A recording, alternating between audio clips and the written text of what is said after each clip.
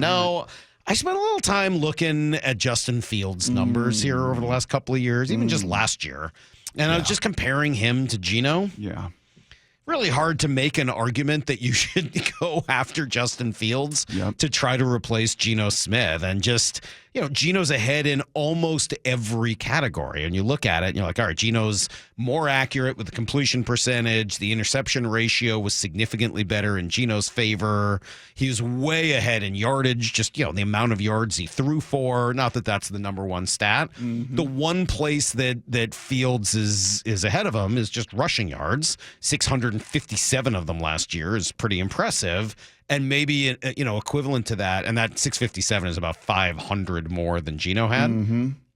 I did like seeing 43 first downs over 10, like rushing first downs for Fields. That's a lot. It is a lot. I mean, that's moving the chains, and that is something that I'm not just going to ignore. Mm-hmm. But it's hard to look at those numbers as a whole and say, okay, this guy's going to be better than Geno Smith moving forward. Well, I think the key there is anybody saying that Justin Fields is going to replace Geno Smith in 2024, that is are we 2024 is terribly misguided. Mm-hmm. You're not going to replace. Geno's going to be the quarterback here.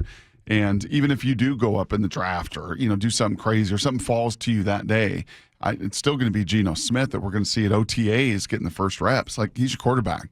The question is, and this is all a value proposition, all of this stuff, right? With all of these signings and why this guy over that guy and why this move over that move, it all becomes, in their mind, a value proposition and projection. And that's where Justin Fields becomes intriguing, just from a value play. Not to replace Geno Smith for 2024, but Geno missed a couple games this last year.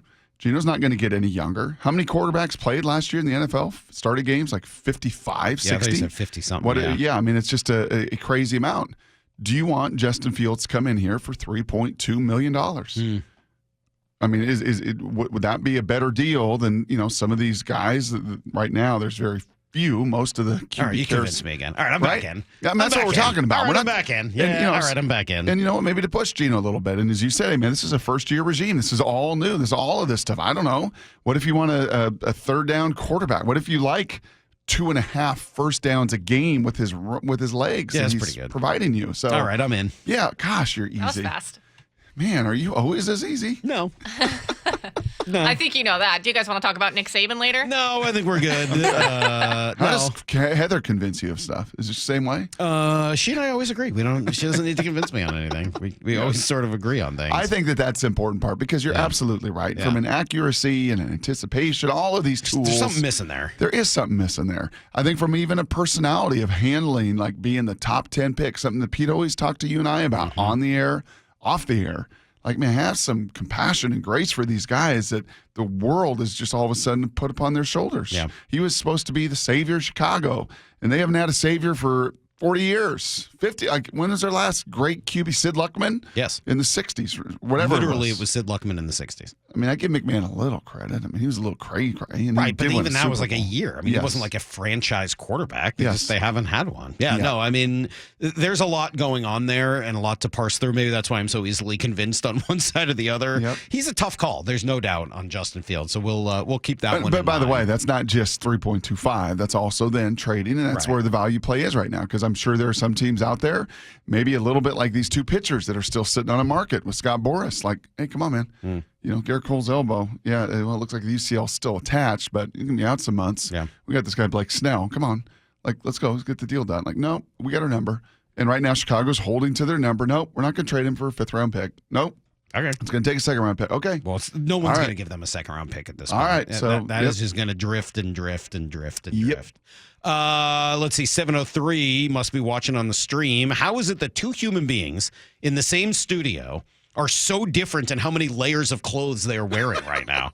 Yeah, Brock, you do have a lot of layers on. You're wearing at least 3 layers that I can see, and there may be more in there that I can't. Yep. You've got what, 2? I'm just wearing a polo. Well, he's got a built-in layer. Yeah. Correct. Yeah, that's true. Yes. I mean, you got some strong fur. It's going to be 55 degrees today. I put on a polo shirt. I don't know why. It's a very thin jacket, to be fair. It is thin. It is very, very thin. Thick sweatshirt. This is a nice, you're covered in hoodie. Covered in clothing. That was the Husky that we used to have back when I think that when he used to run out old school the tunnel before me. Yes. Wow. Yeah, and then a T-shirt. No, you're right. I got 3. and you're rocking one. So, are you cold? You okay? You always complain about the studio being so cold. Well, no, they fixed it. They finally fixed it. Oh, they did? Yeah, you weren't here for that. They finally fixed it. Not that we were just, pumping air in from outside. Yeah. It's like 12 fresh degrees air is good in the summer, but when it's 30 degrees in the morning, it's not. Yeah, Yes. I think Maura would submit to you that I was not out of line in complaining about the No. temperature in here. It was freaking freezing here for a while. So, let's see. I got some Justin Fields thoughts. Louis Riddick has been the one who has been most all over this. A good fit, big picture-wise, is to go somewhere where he can truly get a clean start, like a fresh start. And that may mean, an organization that is starting over clean themselves, to where he could sit behind maybe a veteran or compete with a veteran who is a solid starter, but maybe like the organization may be looking to move on from or looking to upgrade, and maybe they're not looking to upgrade, but just someplace that would be beneficial to him as far as learning from another professional who maybe has a similar career path in terms of maybe people not loving him initially, but then he kept working, stayed resilient, and eventually got his opportunity. And so to me, that led me right to Seattle. Yeah, so he says Seattle would be the best destination. Doesn't mean that he's the best choice for Seattle, but that Seattle would be the best place for him. Yeah, and it'd be fascinating to have both Mike McDonald and Ryan Grubb in a legit conversation over a beer at Dino's to say, what do you think? I think McDonald would say, yeah, I kind of like that. I know the value of a quarterback that can really run. I know from my perspective as defense coordinator, this guy's a nightmare. Yeah. And I know some of those metrics aren't great, and I know his awareness and some of the, whatever. Those are things you really care about. But 43, right? I know. I'm troubled, Brock. The things that you say aren't great are the things that you seem to care most about in a quarterback. Well, they are year after year why you win in this league and why Chicago's looking to take Caleb Williams. So why go down this road? Well, do you feel like you can enhance that and grow that? Because I think you and I would have feel said like the you can grow same. his leadership? You and I, no, and the awareness, the accuracy, those things. Because we would have said the same thing watching Geno for 2 or 3 preseasons. Dude just didn't have it. Right. Like he's a 4A player. He's a good player. Like Not he just didn't would see we it. if we did. Yes. And all of a sudden, like, wow. Yeah. He gets the opportunity and he gets poured into and he gets a confidence and things maybe, he's got guys he built trust and rapport with, and DK and Tyler, and this guy is pretty darn good. For me, though, man. Like the things you're saying are the things he struggles with, are the things that I know you find most important in a quarterback. That's fine, but you can at least cut. If you didn't then, Salk, have athleticism and a dynamic ability to create 43 first downs with your legs, that offsets Where did that it. come from? Because didn't he not run much when he was at Ohio State? Well, he didn't have to run much. Oh, is that why? He could. He didn't really need to? Yeah. Because I remember also, I was like, wait, where did this guy's legs come from? Wilson, Jackson Smith and Jigba. Yeah. Yeah. Yeah, you just throw the ball wherever you want. NFL Somebody's starting already open. left tackle, starting right tackle, starting NFL guard, tight end. Yeah, sounds pretty good. Pretty good, especially when you're playing Maryland and Rutgers, Northwestern. Gosh, that was a great Northwestern game I called. Dan Orlovsky thinks that this is actually going to happen, that Justin Fields ends up here. Number 1 to the Seattle Seahawks. Number 2, the Philadelphia Eagles.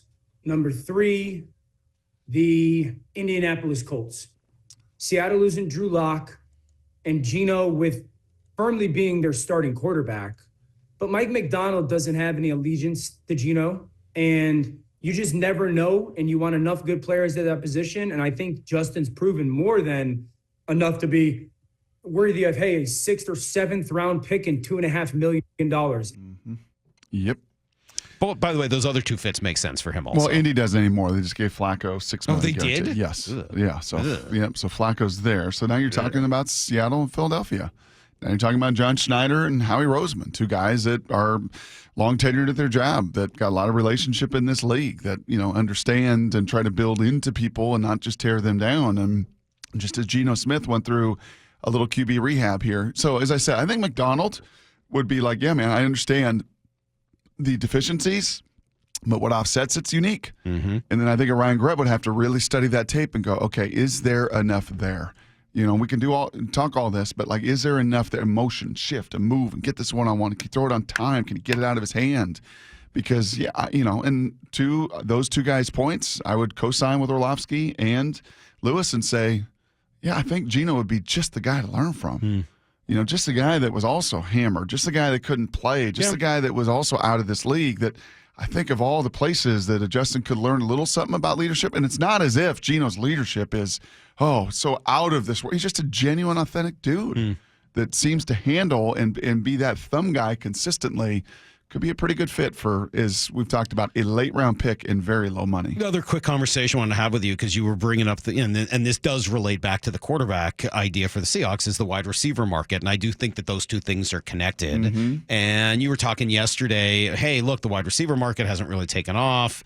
And I wasn't like fully on board with it, because I just sort of looking through, like, I went to the for whatever reason, the Athletics list of free agents. That's your go-to. That's been my go-to well, this year. Yeah, I mean, you're hyper athletic. Hyper I get athletic. It. I totally yeah, get it. It's like that Yes. Stacey and Curtis promo. Uh-huh. I'm an athlete. Yes, I'm sure they would tell you. Yeah. Do you know how many wide receivers they had in their top 20 free agents?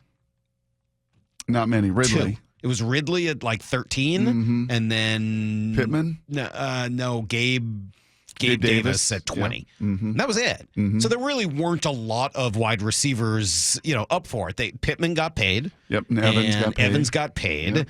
And now it might have taken a couple of days, but Calvin Ridley got paid. Mm-hmm. He got some mega money as well. Yep. Gabe Davis signed right away. So let's maybe pull back on the wide receiver market isn't so great, because I would say it is.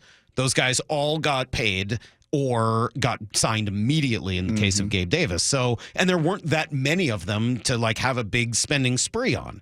Now we'll see what happens with T. Higgins and whether or not that trade market emerges. And obviously the wide receivers in this draft are still great. But if you do still want J.J. McCarthy, the only path I see to get there is either dealing from your future significantly or dealing DK Metcalf. And so this is not I want to trade DK because I think he's going to be bad. He might be great. He might have 1,000 yards. He might be the best receiver in the league this year. I'm not telling you that he won't be. Yep. But if you do have your heart truly set on your little object of your affection, J.J. McCarthy, how else are you going to do it? Yeah. Yeah, and to that point, you get Calvin Ridley's number up to 5 years and $90 million because there were other bidders. Now, those other bidders may end up taking Roman Dunze and take people in the top 10, and or the first 2 rounds of this draft may see But 10 there was receivers interest. go. Yeah, but there was interest. There was enough interest to say, okay, for Would those you rather that have DK Metcalf, or would you rather, sign for those that did not big get money? Calvin, those that lost out on Ridley, those Yeah. that were willing to pay that kind of money, keep your eye on that. That's why everything's got to be on the table.